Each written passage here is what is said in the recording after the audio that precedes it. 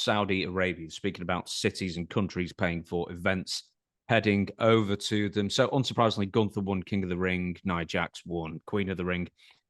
I know you love. I think you predicted them both to win as well, so that's good. I did. Gunther winning also kept Randy Orton's streak of PLE losses alive, because I think he's lost every single major event since he returned. But anyway, every single time we discuss Saudi Arabia, it brings up the morals of working with a regime with such an appalling human rights abuses string of. This is highlighted best during the women's matches, because the women have to be completely covered by their heads and hands. And I want to make special note of Becky Lynch's outfit. I don't know. I mean, like, you always look a bit like a penguin in a tuxedo, but she looks more like a penguin somehow in that. But what do you make of it? Because, I mean, you sort of have to put your morals to one side, especially if you're a woman, because so many of the human rights abuses are directed and limits are directed at women in Saudi Arabia and some of the Middle Eastern countries like that. So you have to put your morals aside for money to go there in the first place. Well, why would you have to put your morals aside to do that, to like cover your body? That's their law. So what's the old saying? When in Rome, do as the Romans do. Now, I highly advise any of the women or the females in WWE, don't bitch too much, because that is a hell of a contract WWE has with Saudi Arabia. They're paid like $25 million for a show. 50 million. $50 million $50 for million one show? Per show, yeah. So I think if they say anything, well, they're not going to let $50 million let a couple of voices from the women mean anything. And they try to keep that down. But I think they got sense enough to know, let's go make the 50 million and we wear his clothes one time. And I don't think it looks bad. I really don't. When they go out there, you know, they're dressed differently and they're in Saudi Arabia. And I think for the viewing audience, the morality aside, I think it doesn't hurt anything. So if they want to speak up and lose their position, go ahead. It'll cost them a lot more than it costs WWE or Saudi Arabia. Well, they can opt out, I believe. I mean, for on moral grounds, all of them can opt out. So it's not opt out. Yeah. Sami Zayn opted out, didn't he? Where did he opt out? Opted out. I can't remember if that would have been Saudi Arabia. I can't remember if he opted out, if it was on his part or their part. Yeah, I think it's about Syria. Yeah, because he opted out. He's Muslim. Yeah, but didn't he do one of those over there? Yeah, I think he did like the first one or the first couple or something, and then he didn't go. And I can't remember if it's because they found out that he was raising money for Syria or not. Yeah.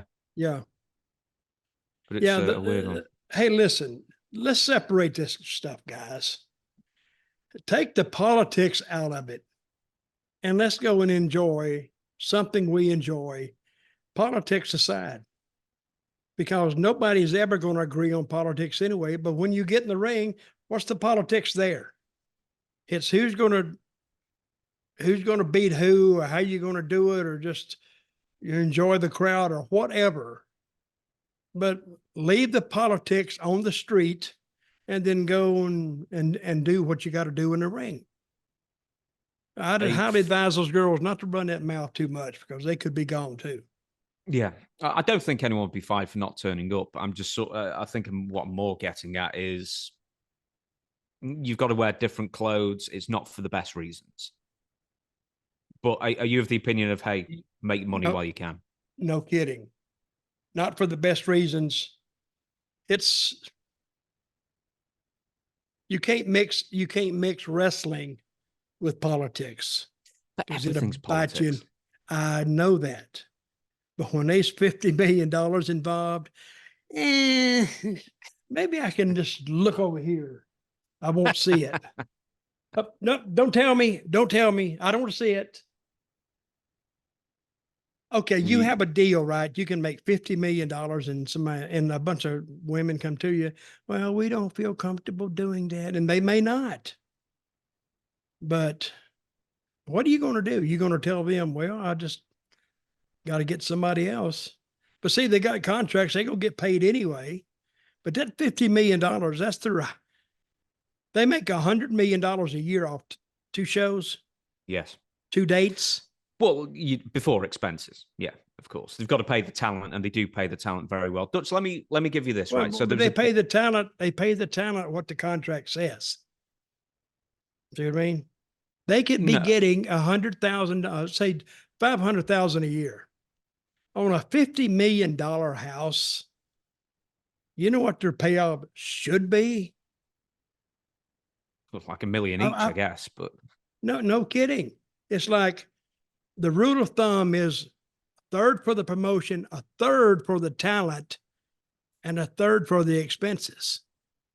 So you take a third of 50 million. How much is that? 15 million, 16 million.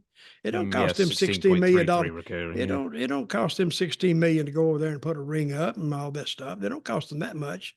No, the stadium will be provided for them for free. If they're paying 30 people and they're dividing it with $16 million, what would their payoff be? $500,000 for one show? Vegas performers don't make that. And that's the big time guys. Hell, that's Taylor Swift money. So, but whatever they got, more power to them. If they tell you to that's put Taylor Swift money that they're not getting. Put some clothes on and quit bitching. I don't think anyone's coming out and complaining. Let me give you this one, right? Because this is an interesting one. So where is it coming from? From people like... No, I think these are more fans. I mean, it's been going on for years now. And it's one of those things, well, you're appearing there, you're having to dress differently to appease a foreign market, that kind of thing. Yeah. And as I say, it's not for the greatest reasons in the entire world. I mean, but, morals differ from person to person. Wait a minute. Then what about the people who drink? You can't drink over there, You can't drink there. And if you're a woman, you can't go there on your own. You have to be accompanied by a man. See? So what are they going to do about that? Well, nothing. You can't change all the rules just because a bunch of women come in. You can change all the rules all you like. But the thing is that I just don't think they will. They've just got different ideas. No, they won't. Well, go to Saudi Arabia, make your money, and come back. Right, let me ask you this. So 4 days. Did you do any of the tribute to the troop shows? I never did any of those. I don't know why. No.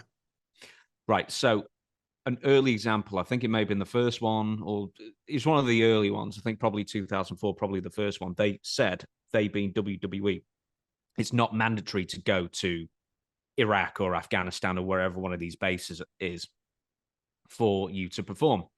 And Rob Van Dam said, well, I'm not doing it. And beforehand they made it clear that, hey, you don't have to go, it's purely optional. And then when Rob said, I'm not doing it, I was like, why are you not doing it? They got mad. Because I'd rather have a week, at home with my wife and relaxing and recovering. Man, he found himself in the doghouse after that, let me tell you. So it's optional. That's what they say. Till it's not optional, and they didn't like your choice. So what did they do with him after that? He left quite soon afterwards. He did. Yeah, I think so. There was something else behind that too then.